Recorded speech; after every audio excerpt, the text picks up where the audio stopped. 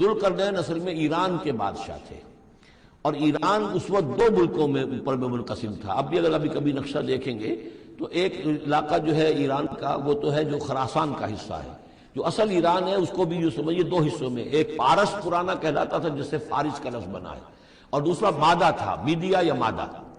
تو یہ ایک شخص ایسے ابھرے کہ جنہوں نے ان دونوں کو ملا کر ایک حکومت بنایا، اور وہاں سے سلطنت ایران کا جو یوں سمجھیے کہ جو ان کا ایک سنہرا دور ہے، اور ان کی عظمت و سطوت جس کی کہ وہ بہت زیادہ جس پر فخر کرتے ہیں، اس لیے کہ ایرانی قوم بڑی نیشنلسٹ ہے، نسل پرست ہے، ان کے اندر اپنی تاریخ پر، اپنی روایات پر جو ہے وہ بہت ان کو فخر ہے۔ تو وہاں سے وہ دور شروع ہوا، اور انہوں نے پھر اس علامت میں کہ میں نے دو ملکوں کو جوڑ کر ایک بنایا ہے، اپنے تاج کے اندر دو سینگ لگا لیے تھے، اور وہ جو ہے ذوالقرنین یہ لقب ان کا ہو گیا تھا۔ اس کے حوالے سے سوال کیا گیا، اور اس کے بارے میں تفصیل جو اگلے رکوع میں آئے گی۔ اعوذ باللہ من الشیطان الرجیم، بسم اللہ الرحمن الرحیم۔ وَيَسْأَلُونَكَ عَنْ ذِي الْقَرْنَيْنِ قُلْ سَأَتْلُو عَلَيْكُم مِّنْهُ ذِكْرًا۔ صدق اللہ العظیم۔ ذوالقرنین کے بارے میں آپ کو بتا چکا ہوں کہ ان کا نام تاریخ میں جو مشہور ہے وہ کیخسرو یا سائرس،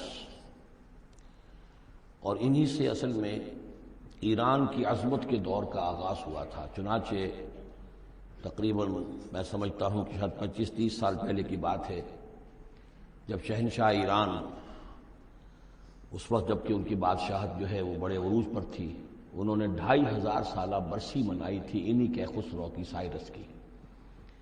ان کی قبر جو ہے مقبرہ وہ دریافت ہو گیا تھا، اور وہاں پر ان کا ایک مجسمہ بھی دریافت ہوا تھا کھدائی پر۔ اس مجسمے میں وہ دو لگے ہوئے تھے سینگ بھی۔ اس موضوع پر سب سے پہلے مولانا ابوالکلام آزاد مرحوم نے جو اپنی ترجمان القرآن کے نام سے انہوں نے مختصر ترجمہ اور تفسیر لکھی ہے، اس میں بڑے تفصیلی نوٹس لکھے ہیں۔ سب سے پہلے اہل علم کے حلقے میں ان کے بارے میں جو معلومات ہیں وہ ان کے ذریعے سے آئی ہیں، اب یہ تقریباً یونیورسلی ایکسیپٹڈ ہے۔ پھر سوال پیدا ہوتا ہے کہ ان سے کیا دلچسپی یہود کو تھی، تو وہ بھی سمجھ لیجئے کہ نبوکدنضر نے 587 قبل مسیح میں حملہ کیا تھا فلسطین پر، اور نبوکدنضر عراق کا بادشاہ تھا۔ اس مڈل ایسٹ کو ذہن میں رکھیے کہ میڈیٹرینین کے بالکل ساتھ ہے ملک شام، اور شام ہی کا ایک علاقہ فلسطین ہے۔ اس وقت جو ہے یہ فلسطین اور اسرائیل اور شرق اردن اور ویسٹ بینک اور لبنان، یہ سب مل کر جو ملک بنتے ہیں، در حقیقت یہ شام عرب ہے، یہ شام ہے۔ پھر اس کے مشرق میں یہ عراق عرب یا عراق ہے، اور اس کے مشرق میں پھر ایران ہے۔ تو عراق کا بادشاہ تھا جس نے حملہ کیا تھا یروشلم پر، تباہ و برباد کیا، اور ان کو قیدی بنا کر لے گیا۔ کیپٹیوٹی کا دور ان کا تقریباً 150 برس کا ہے۔ لیکن اس عرصے میں ایران میں یہ شخصیت ابھری کیخسرو کی یا سائرس کی۔ اس نے پھر فتوحات کا دائرہ شروع کیا، تو سب سے پہلے عراق کو فتح کیا، بیبیلونیا کو، اور یہاں پر جو یہ اسیر تھے یہودی، ان کو اجازت دے دی کہ تم واپس جاؤ، اپنا یروشلم آزاد کرو، اپنے جا کر آباد کر لو دوبارہ۔ تو گویا کہ یہ محسن ہیں ان کے، ذوالقرنین جو ہے ان کے محسن ہیں، جن کی وجہ سے کہ جن کے ذریعے سے اللہ تعالیٰ نے انہیں بیبیلونیا یعنی عراق کی کیپٹیوٹی جو ان کی اسارت کا دور تھا اس کو ختم کیا، آزادی ملی، اور پھر یہ واپس آئے۔ حضرت عزیر علیہ السلام کے ساتھ قافلہ آیا ہے، اور وہ تقریباً پھر انہوں نے آ کر یہاں اثر نو اس شہر کو بھی آباد کیا، اور ہیکل جو ہے حضرت سلیمان علیہ السلام کا بنایا ہوا جو وہ عبادت خانہ تھا اس کو دوبارہ تعمیر کیا۔ اس اعتبار سے ذوالقرنین جو ہے وہ ان کی تاریخ میں ایک معروف شخصیت ہے۔ تاریخ سے معلوم ہوتا ہے کہ انہوں نے پھر ایران کی پہلی حکومت کو کنسولیڈیٹ کر کے پارس اور مادہ کو ملا کر ایک سلطنت ایران بنائی۔ پھر ان کی فتوحات کے 3 دائرے ہیں۔ مغرب کی طرف میڈیٹرینین تک پورا علاقہ فتح کر لیا، مشرق میں پھر یہ ہمارا جو مکران تک کا علاقہ ہے، یہ سارا کا سارا علاقہ ایران کے ساتھ ہی ملتا ہوا ہے، بلوچستان، مکران، یہ پورا علاقہ انہیں فتح کیا۔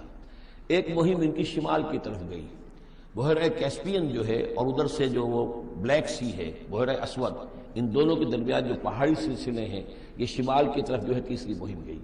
جیسے کہ حضرت عمر رضی اللہ تعالیٰ عنہ کے عہد میں بھی 3 لشکر نکلے تھے مسلمانوں کے جزیرہ نما عرب سے۔ ایک لشکر شام سے ہوتا ہوا پھر مصر کی طرف گیا ہے، ایک لشکر عراق سے ہوتا ہوا ایران کی طرف گیا ہے، اور ایک لشکر سیدھا شمال کی طرف گیا ہے اور کوہ کاف تک جو ہے جس کو کوکیشیا کہتے ہیں وہاں تک کی فتوحات حاصل کی مسلمانوں نے.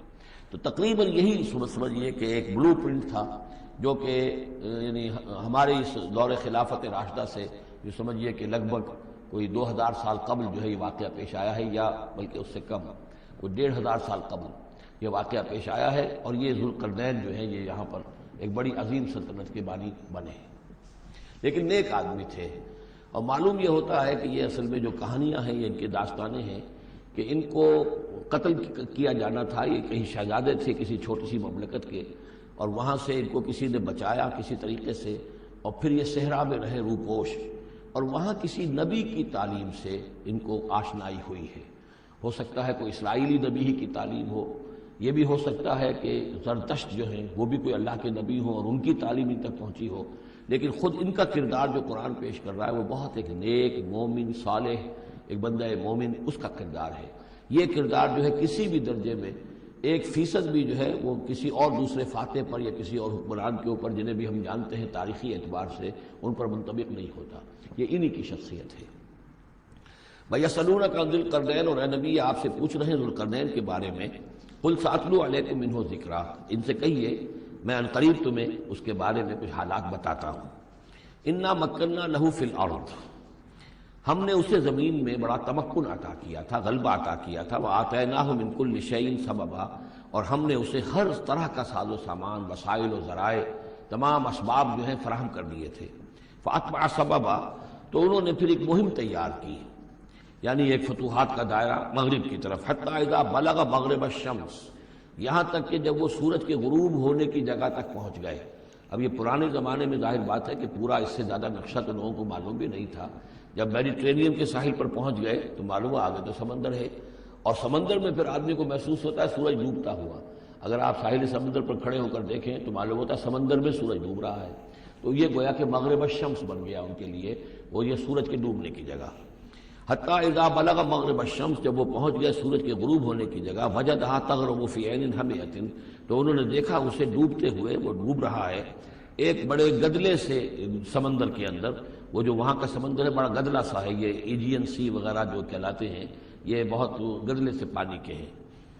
ووجد عندہا قوما، اور وہاں انہوں نے ایک قوم کو پایا مراد یہ کہ اس قوم پر انہیں فتح ہوئی، جنگ ہوئی، انہوں نے ان کو شکست دی، اور وہ قوم گویا کہ اب ان کے رحم و کرم پر ان کی گویا کہ وہ محکوم ہو گئی. قلنا یا ذوالقرنین، ہم نے کہا ذوالقرنین سے. اب یا تو یہ کہ یہ شاید نبی ہوں، واللہ عالم، تو اللہ تعالیٰ کا اس طریقے سے براہ راست ان کو وحی کرنا. لیکن غیر نبی کو بھی اللہ تعالیٰ الہام کے ذریعے سے، جیسا کہ ہم نے دیکھا کہ وہ تو شہد کی مکھی کو بھی لفظ وحی آیا ہے، تو یہاں آیا ہم نے کہا اے قرنین. اور یہ بھی ہو سکتا ہے یہ صورتحال کی تعبیر ہو کہ گویا کہ وہ حالات زبان حال سے یہ کہہ رہے تھے. قلنا یا ذوالقرنین اما ان تعذب و اما ان تتخذ فیہم حسنا، کہ یا اے ذوالقرنین تمہیں اب پورا اختیار ہے، چاہو تو یہ جو مفتوح قوم ہے تمہاری اسے تم سزا دو، عذاب دو، ستاؤ انہیں، یا یہ کہ تم ان کے اندر اچھی روش اختیار کرو، ان کے ساتھ حسن سلوک کرو. قال، انہوں نے کہا اما من ظلم، جو کوئی ظالم ہے، بے انصاف ہے، ہو سکتا ہے اس سے مراد کفر اور شرک بھی ہو. فسوف نعذبہ ثم یرد الی ربہ فیعذبہ عذابا نکرا، تو اسے تو ہم عذاب دیں گے، سزا دیں گے، اور پھر وہ لوٹایا جائے گا اپنے رب کی طرف، پھر اس کا رب اس کو عذاب دے گا جو اصل عذاب ہے، برا عذاب، سخت عذاب. واما من آمن وعمل صالحا، اور جو لوگ ایمان لائیں گے اور یقین کریں گے حقائق پر، اللہ کو مانیں گے، وعمل صالحا، اور نیک عمل کریں گے، فلہ جزاء الحسنی، تو اس کو ہم اچھا بدلہ بھی دیں گے. وسنقول لہ من امرنا یسرا، اور اس سے ہم اپنے معاملے میں بھی نرم بات کریں گے. یعنی یہ کہ ان سے ٹیکس اگر لینے ہیں تو نرمی کے ساتھ لیں گے، جو مفتوحہ ممالک کے ساتھ معاملہ ہوتا ہے تو ہم ان کے ساتھ نرمی کا سلوک کریں گے جو ایمان لے آئیں گے. ثم اتبع سبابا، مغرب کی طرف سے فارغ ہو کر پھر اب یہ مشرق کی طرف گئے. پھر انہوں نے ایک اور مہم کا بندوبست کیا. حتیٰ اذا بلغ مطلع الشمس، یہاں تک کہ جب وہ سورج کے طلوع ہونے کی جگہ تک پہنچ گئے.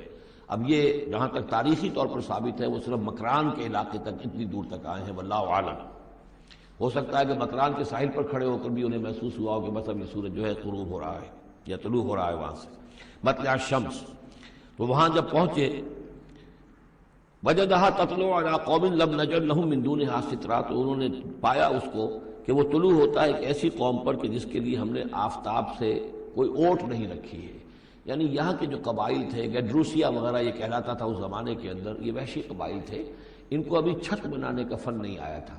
یعنی گھر جو ہوتے تھے وہ صرف دیواریں کھڑی ہوتی تھی کہ جو خالی پلاٹ ہے زمین کا اس میں یہ دیوار کھڑی ہے، یہ میرا گھر ہے، تمہارا گھر ہے، لیکن گھر میں چھت وغیرہ کا بھی کوئی تصور ان کے یہاں نہیں تھا. ظاہر بات ہے کہ چھت ڈالنا جو ہے یہ تو ایک تمدن کے ارتقاء کے دور کی علامت ہے. تو وہ بغیر کسی سورج کے سائے کے وہ اپنی زندگی گزارتے تھے. کذالک، ایسا ہی ہوا وہاں بھی، یعنی جو پہلے ہوا تھا کہ یہاں بھی معاملہ وہی ہوا کہ اللہ تعالیٰ نے اختیار مطلق انہیں دیا، فتح دی، لیکن انہوں نے یہاں بھی یہی کہا کہ جو نیک لوگ ہوں گے ان کے ساتھ ہم نرمی کریں گے اور جو شریر ہوں گے ان کو سخت سزا دیں گے. وقد احطنا بما لدیہ خبرا، اور ہمیں پوری طرح معلوم ہے کہ جو وہاں اس کی خبر ہوئی اور جو بھی حالات وہاں گزرے، جو ماجرا وہاں ہوا.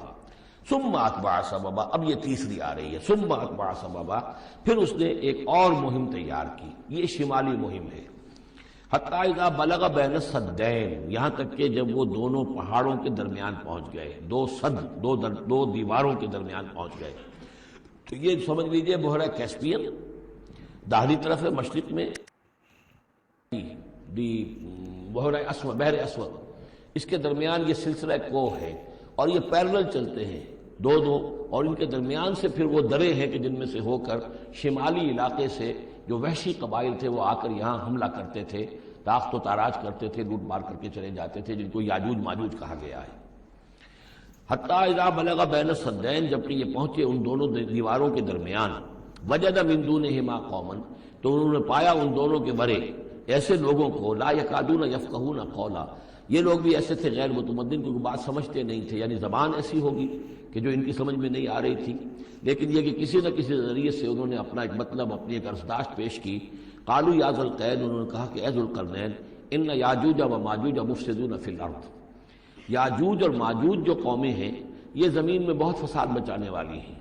فہل نجعل لک خرجا، تو کیا ہم آپ کے لیے ایک سالانہ خراج مقرر کر دیں، علی ان تجعل بیننا و بینہم سدا، اس کے عوض کہ آپ ہمارے اور ان کے درمیان ایک سد تعمیر کر دیں، ایک دیوار حائل کر دیں کہ وہ ہم پر حملہ آور نہ ہو سکے، یعنی درے کو بند کر دیا جائے.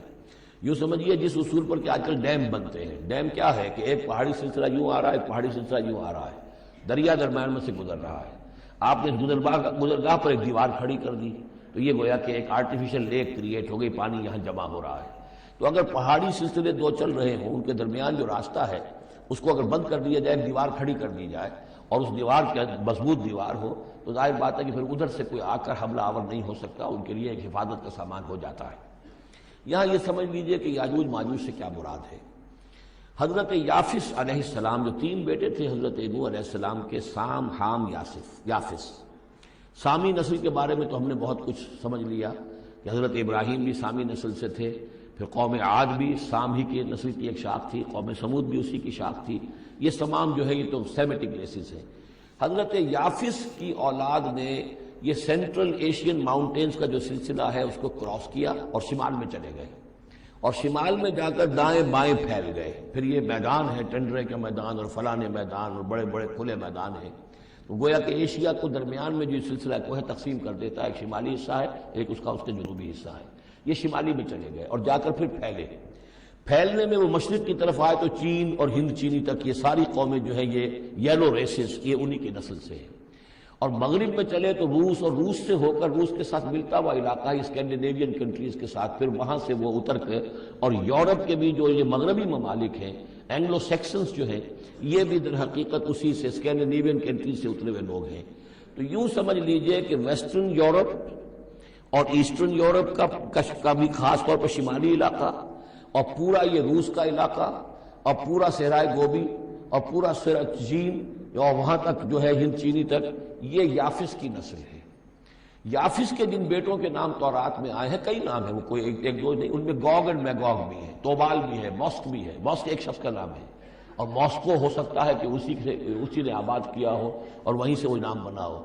توبال اور بالٹک سی جو ہے اس ایریا کے اندر جو ہے بالٹک سٹیٹس، توبال ان کے ایک بیٹے کا نام تھا. یہ تورات کے اندر نام دیے گئے ہیں. گوگ اینڈ میگوگ، یاجوج ماجوج، یہ بھی انہی کے بیٹوں کے. یہ تمام اقوام جو ہے یہ وحشی ہیں، اور یہ تاخت و تاراج کرنا، لوٹ مار کرنا، یہ ان کا طریقہ ہے، اور ان کا ہے ذکر جو یہاں پر ہو رہا ہے. یہ جو سیلاب آیا تھا، کولونیل سیلاب جو ہم پر آیا تھا، جس میں کہ یہ اینگلو سیکسنز تھے، یہ سب کے سب جو ہیں یہ اسی نارڈک ریسز سے ہیں، یہ بھی یاجوج اور ماجوج کی نسل ہیں۔ ایک سیلاب ان کا آ چکا ہے جو آیا تھا یورپ سے نکل کر، یہ کولونیل سیلاب آیا اور پوری دنیا کے اوپر چھا گیا تھا، ایشیا اور افریقہ کو انہوں نے فتح کیا، کولونائز کیا۔ اب اگرچہ ان کی وہ بساط ایک دفعہ تو لپیٹ لی گئی ہے، وہ واپس چلے گئے ہیں، انڈائریکٹلی ہم پر حکومت کر رہے ہیں۔ ابھی ان کے جو ملٹی نیشنلز ہیں ان کے ذریعے سے یا بینکوں کے ذریعے سے، IMF کے ذریعے سے، ورلڈ بینک کے ذریعے سے انڈائریکٹ حکومت ہے جو نیو ورلڈ آرڈر ہے۔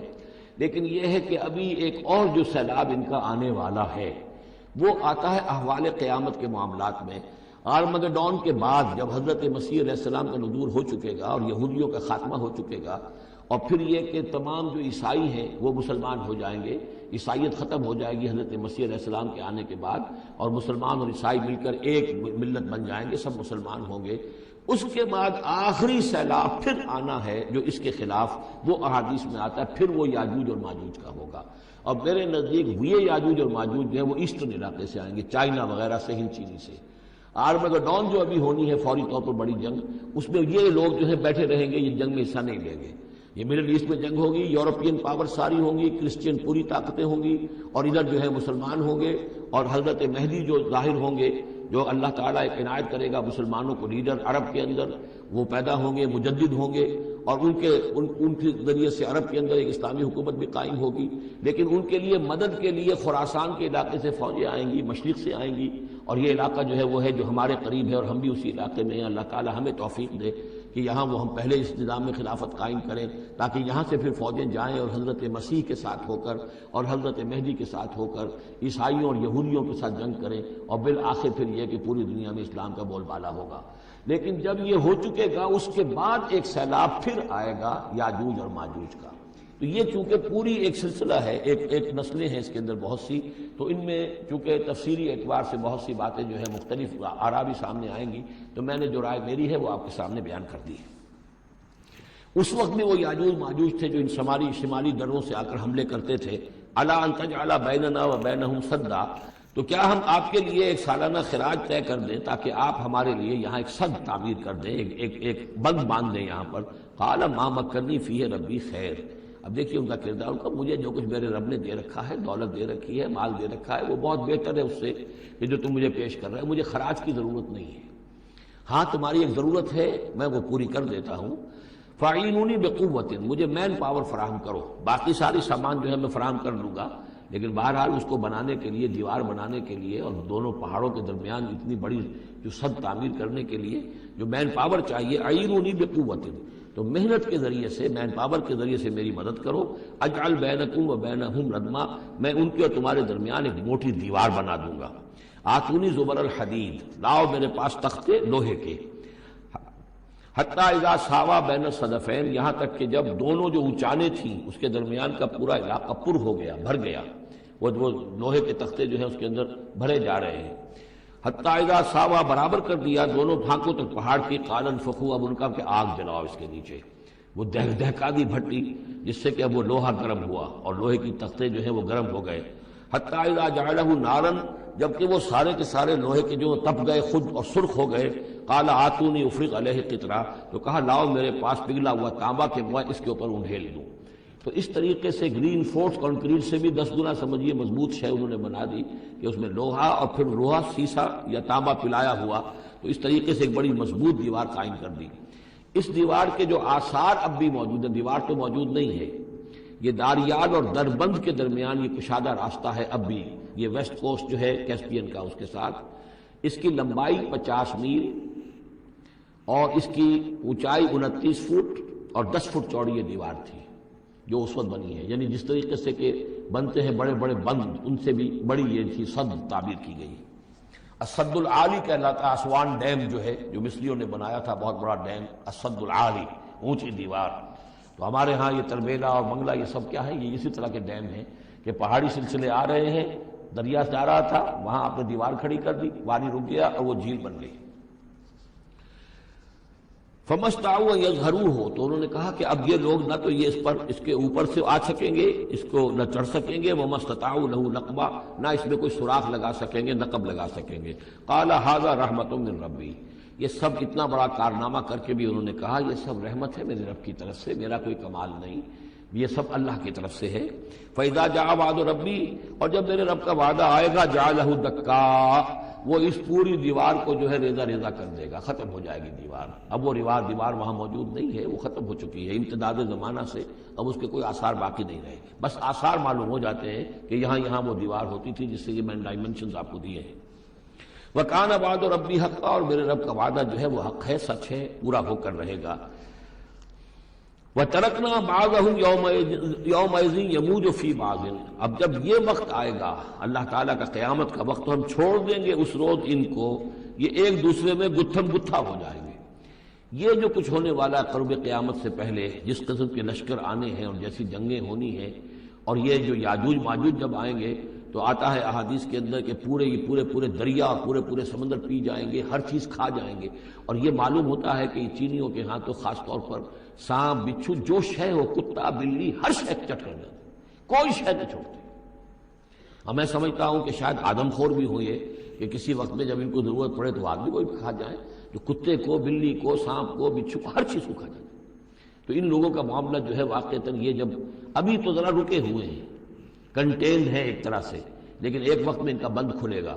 اور چونکہ پھر یہ جو ہے تمام چاروں طرف ان کے پہاڑ ہیں، ہر پہاڑ کی اونچائی پر سے من کل حدب ینسلون، نیچے اترتے ہوئے نظر آئیں گے۔ اور یہ نقشہ بعین ہی اسی طرح اخبارات میں آیا تھا جب 62 میں وار ہوئی ہے نیفا میں، جو ہندوستان کا مشرقی جو علاقہ تھا جہاں کے چین اور بھارت کی جنگ ہوئی ہے، تو اس کے الفاظ جو اخبارات میں آئے تھے، waves after waves of Chinese soldiers were coming down the slopes, لہروں کی طرح، موجوں کی طرح چلے آئے۔ ان کے اتنے آدمی ہیں، ان کا تو کہنا یہ ہے کہ تم سب کے سب ہلاک ہو جاؤ گے، ہمیں تم ہلاک نہیں کر سکتے، ہم تو چیونٹیوں کی طرح جو ہے بلوں کے اندر گھس جائیں گے، ایٹمک وارفیئر کے بعد تمہارا تہس نہس ہو جائے گا، ہمارا کچھ نہیں بگڑے گا، ہم پھر نکلیں گے اور پوری دنیا کو فتح کریں گے، وہ یہ کہتے ہیں۔